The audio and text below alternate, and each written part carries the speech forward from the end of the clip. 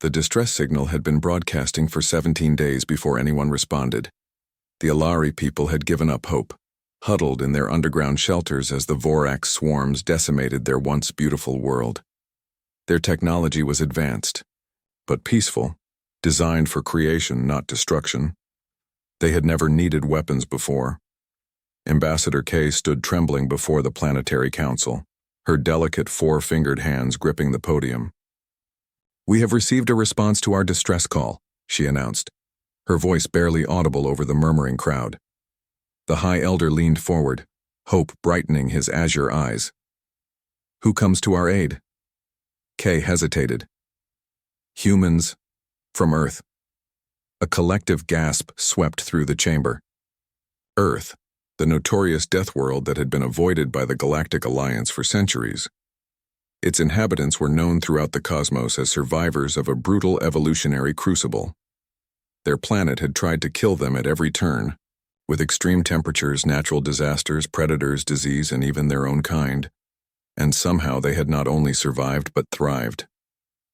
"You contacted Deathworlders?" The Elder's voice held both fear and fascination. "They were our only option," Kay responded. "The Alliance fleets are engaged at the Rigel border." No one else answered. The Elder sank back in his chair. "What did they say?" "They asked how many," Kay replied. "When I told them how many of us remained, they said, 'No, how many Vorax?' Then they said simply, 'We're coming. Hold tight.'" 3 days later, the first human ships appeared in Alari orbit. They weren't the sleek, elegant vessels the Alari had expected from spacefaring races. These were bulky, functional, and covered in what were unmistakably weapon systems. The lead ship, bearing the designation UNSC Vanguard, established communication immediately. Captain Tom Reed's face appeared on the main view screen in the Alari Command Center. To the Alari, he looked strange, his skin weathered by solar radiation, his body built for a gravity well nearly twice what they evolved in. But what struck them most were his eyes, determined, focused without fear. "Ambassador K," he nodded in greeting. "My fleet is ready. We've studied the Vorax biology from the data you sent. We have a plan." "Captain," Kay responded, "we are eternally grateful, but your ships, there are only 23 of them. The Vorax number in the millions." Reed's face broke into what the humans called a smile, but to the Alari looked unsettlingly like a predator bearing teeth. "Trust me, we've faced worse odds on Earth just going to school." Within hours, the humans had deployed.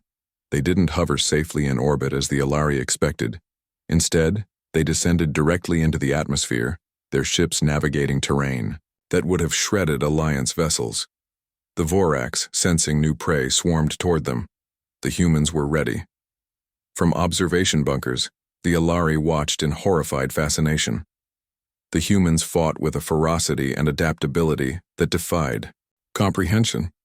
When conventional weapons proved insufficient against the larger Vorax, they improvised, turning mining equipment into weapons, using the planet's natural volcanic vents as traps, even engaging in hand-to-hand combat when necessary. Commander. Lisa Park led a team into the heart of the primary Vorax nest. The Alari monitoring station lost contact with her squad for 6 terrifying hours. When they re-established connection, Park's face appeared on screen, bloodied but triumphant. "We found their queen," she reported. "Tough old girl, but turns out they're just like the bullet ants back home. Take out the queen, and the colony falls apart." Within 5 days, the Vorax threat was neutralized. The humans had lost 2 ships and 17 personnel, a number that seemed miraculous given the odds they had faced. In the aftermath, Captain Reed met with the Planetary Council. "How can we ever repay you?" the High Elder asked. Reed exchanged glances with his officers before responding. "We don't want payment, but we would like to propose an alliance." The council members shifted uncomfortably. "An alliance with Deathworlders?" Reed continued, seemingly oblivious to their discomfort. "The galaxy's a dangerous place. You're excellent terraformers and engineers. We're good at surviving. Seems like a natural partnership."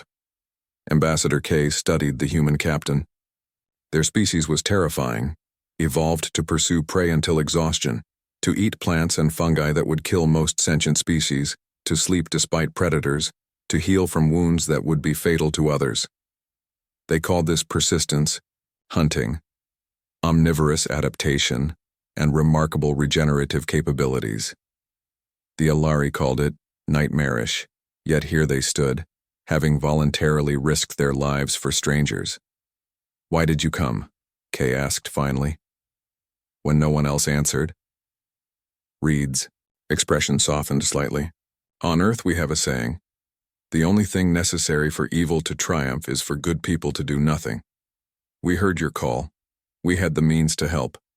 It's that simple." The High Elder rose from his seat. "The Alari accept your proposal of alliance, Captain Reed.